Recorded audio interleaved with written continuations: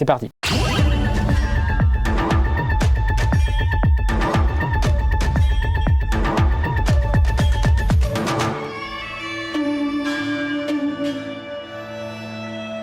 C'est quoi vos métiers?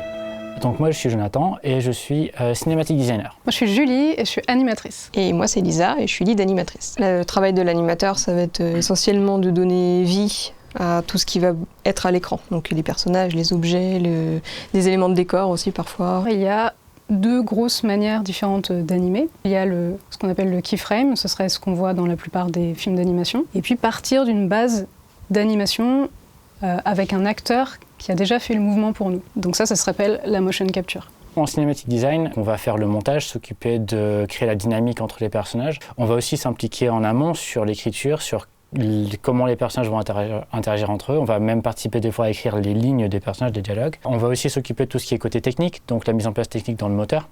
Donc s'assurer que la scène fonctionne bien, la transition gameplay, scène et ensuite scène gameplay fonctionne bien aussi. C'est ce genre de questions qu'on va se poser. Comment on fait une cinématique comme celle-là? You are one of them. I am no threat, though I am aware of your kind. Cette cinématique en particulier, elle a été faite en full performance. C'est-à-dire qu'on enregistre à la fois le corps, le visage et la voix. Et ça ajoute une qualité, une crédibilité, une profondeur au perso qui peut être intense dans des scènes clés. Déjà, on a eu l'occasion d'aller à Toronto pour faire ça et c'était vraiment super cool. On a pu bosser avec les acteurs voix, donc Lima Joub et Tony Nash pour donc Basim et Nimlot.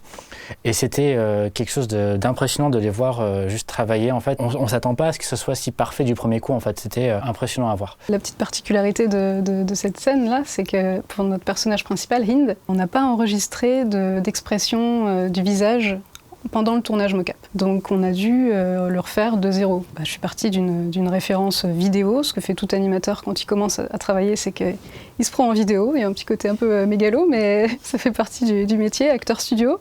Et puis j'ai animé Hind selon ce que j'ai filmé. Donc c'est rigolo. On peut dire qu'il y a un petit peu de moi dans Hind, du coup. Combien de temps ça prend? C'est long. Allez, 3 heures et c'est plus.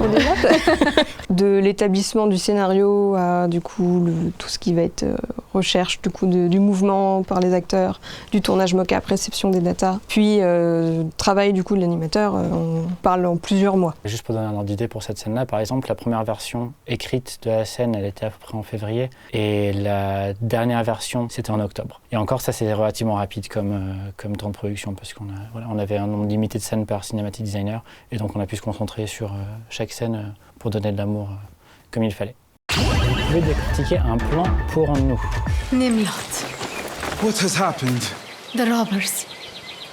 They took nearly everything. Alors du coup, pour ce plan, on avait une volonté de faire un geste réconfortant de la part de Nimlot envers Hind, qui vient donc de vivre quelque chose de pas super cool. Ce sont deux personnages qui sont pas forcément mariés, donc déjà on s'est posé la question dans cette culture, comment les deux personnages pourraient interagir entre eux. On a consulté avec un spécialiste et en fait, il nous a dit que on pouvait donc faire comme ça.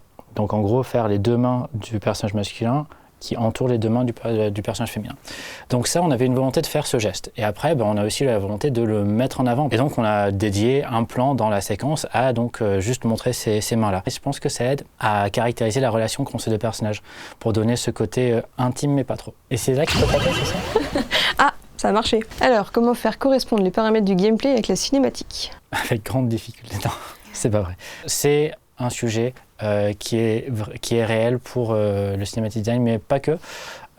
Au début d'une production et tout au long d'une production, pour vraiment faire en sorte qu'il y ait un raccord entre donc les vêtements, les accessoires, la météo. Et parce que c'est un jeu, le joueur peut venir de plusieurs endroits d'une cinématique. Alors, dans un assassin, il peut venir même du haut, des toits par exemple. Donc le but du jeu, ça va être aussi d'anticiper tous ces cas différents pour pouvoir les prévoir pendant le tournage.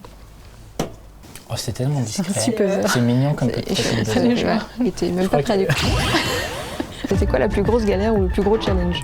Sur une des scènes, c'est quand Basim du coup vient pour combattre Abyss. À la base, il était prévu qu'il arrive à main nue. Finalement, on nous dit il faut qu'il ait un couteau à la main pour ce combat du coup armé. Donc il a fallu qu'on épluche toutes les scènes de mocap qui avaient été faites pour voir laquelle pouvait correspondre le mieux, pour recréer du coup toute la chorégraphie. En fait, on a trouvé un moment où justement l'autre personnage, Abyss, attrape le poignet de Basim et Lisa a fait en sorte que du coup il lui casse ce poignet pour qu'il perde sa dague. Donc du coup on a recréé toute la motion capture comme ça, avec du coup une couche de keyframe par-dessus pour pouvoir refaire donc, des mouvements qui n'existaient pas. Typiquement aussi le genre d'exemple où l'animation va un petit peu donner le rythme de la scène et donc dicter un petit peu ce que va être le montage de la scène. Ouais, c'est un vrai travail de pair tous les deux entre cinématique designer et anime. On en reparlera. Le truc dont vous êtes le plus fier? L'un des trucs dont on est assez fiers, c'est vraiment d'avoir vu la réaction des joueurs et de comment ils ont reçu le contenu qu'on leur a proposé. L'histoire vraiment intime entre Basim et son père qui a touché plus d'une personne. Bon, il y a des gens qui ont pleuré. C'était vraiment quelque chose que je voulais voir dans les commentaires sur le contenu et ça a réussi parce qu'on avait pas mal de gens qui ont commenté avec ce sentiment-là. Donc c'est vraiment chouette parce que notre histoire a vraiment touché. Un détail que personne n'a remarqué. Alors il y en a deux qui me viennent en tête. Le premier, c'est en fait une petite référence que j'ai fait dans deux scènes différentes. Donc la scène de combat au couteau sur laquelle on a travaillé avec Lisa et une scène du jeu principal où en fait j'ai juste essayé de refaire à peu près le même plan au moment où un couteau glisse par terre. Juste voilà, ça m'a fait rire de faire une petite référence à la scène du jeu principal. L'autre détail que personne n'a remarqué, en tout cas jusqu'à présent, c'est que à la fin de l'histoire, quand Basim et son père sont en train de parler, à chaque fois que le père de Basim évoque le futur de Basim, le djinn, donc qui joue un rôle principal dans l'histoire principale du jeu, va se manifester légèrement à l'audio. Ce que vous avez préféré dans cette collab? C'était une collab qui était vraiment très fluide. Entre Paris et Bordeaux, on avait un rituel de travail hebdomadaire qui était léger, qui était fun. Enfin, c'était vraiment agréable. Il y avait plein de blagues, plein de fun, un peu trop de blagues. Un peu trop de blagues de ma part, mais sinon, ouais. Ce que j'ai beaucoup aimé aussi, c'était vraiment le côté, avant de vraiment rentrer dans le moteur, se poser des questions sur comment un personnage réagirait, comment on traînerait un corps inconscient, comment on approcherait quelqu'un par derrière pour l'étrangler. Enfin, tu veux vraiment dire tout ça? Lâcher une exclue. Bah justement, le prochain projet sur lequel on va travailler,